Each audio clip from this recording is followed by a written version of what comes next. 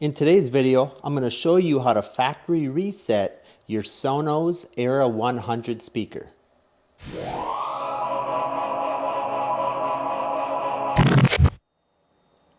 Now there might be times that you're having a problem with your Sonos speaker and you just want to do a factory reset in order to try to straighten things out.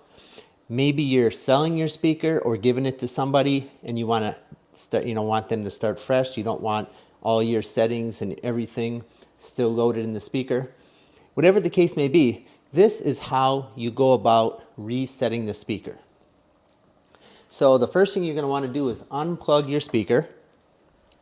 Then you're going to want to locate the Bluetooth button on the back. That's the button right here. So what you're going to do is you're going to press and hold that button while you plug the speaker back into the wall. And you're going to just hold it, and you're going to be looking at this flashing light here. It was flashing white, then it started flashing orange. Now it's going back and forth between white and orange.